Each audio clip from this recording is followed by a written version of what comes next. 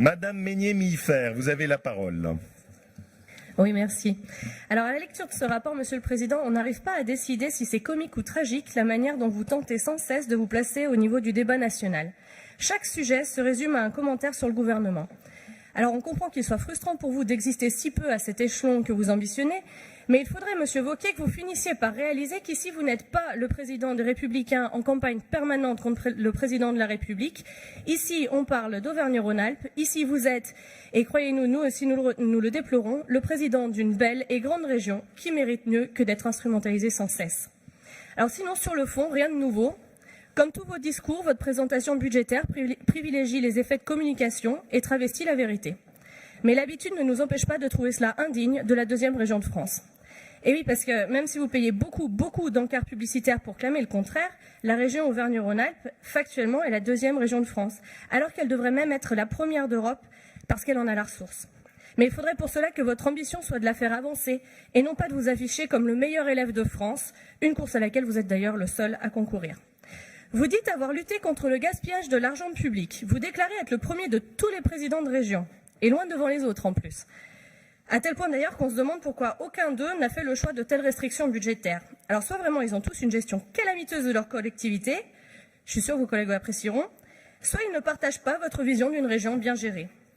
Voyez-vous, les gens ne sont pas bêtes. Ils comprennent bien qu'au-delà des grandes déclarations, faire de la politique, c'est faire des choix concrets. Les gens ont bien compris que vous aviez entre les mains le portefeuille de la région.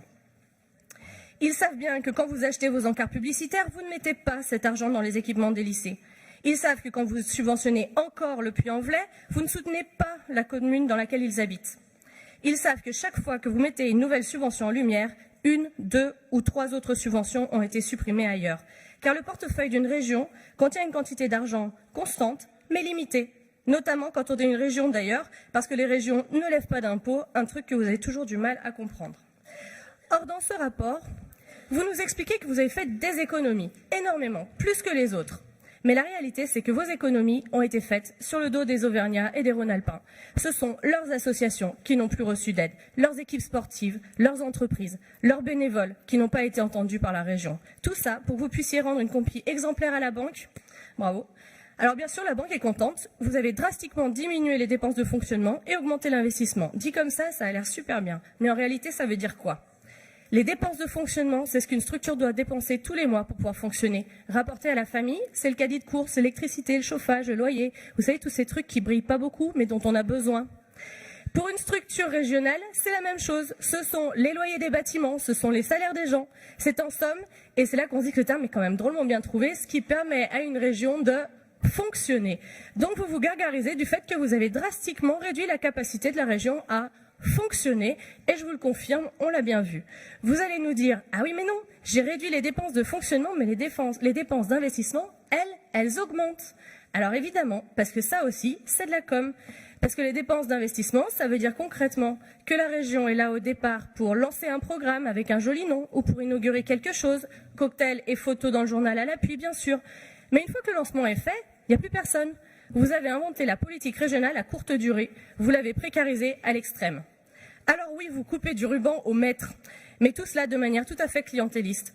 Vos amis en profitent, les autres non. Les élus et associations de notre région ont même développé un slogan pour dénoncer vos méthodes. Ils disent « Si t'es pas bien avec Wauquiez, les subventions aura, c'est plutôt t'auras pas ». Ah évidemment, les dossiers que la région présente sont excellents. On a des beaux PowerPoint, de jolis graphiques, des diagrammes, ça fait super sérieux, mais c'est parfaitement creux, monsieur Wauquiez, comme votre budget. C'est pire que creux, c'est creux et faux, c'est creux et c'est injuste. Faire de la politique, c'est faire des choix. Et quand on lit entre les lignes de votre présentation budgétaire, on comprend pourquoi aucun autre président de région en France n'a fait le vôtre. Vous n'êtes pas le premier de la classe, vous êtes le dernier d'une classe. Cette classe politique dont les Français ne veulent plus, celle qui ne s'intéresse qu'à elle-même, à son ego, à sa carrière, à ses propres intérêts.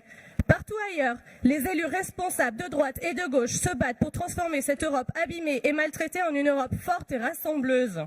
Et vous lui tournez le dos, vous vous rapprochez même de ceux qui veulent la défaire. Partout, les élus responsables de droite et de gauche s'allient pour lutter contre le réchauffement climatique. Et vous, rien. Ne vous y trompez pas, lorsqu'ils auront à subir de plein fouet les conséquences du réchauffement climatique, les Auvergnats et les Rhône-Alpins vous auront oublié depuis longtemps. Vous et votre immobilisme. Mais tout de même, entre nous, est-ce que c'est vraiment ça l'héritage que vous voulez laisser de votre passage? Merci, Parce Madame que vous Meignet. savez, la région, vous ne l'avez pas prise à la majorité précédente, vous l'empruntez. Merci, Madame Meignet. Je vous remercie d'ailleurs, Madame Meignet, pour la hauteur de vos propos. Et pour reprendre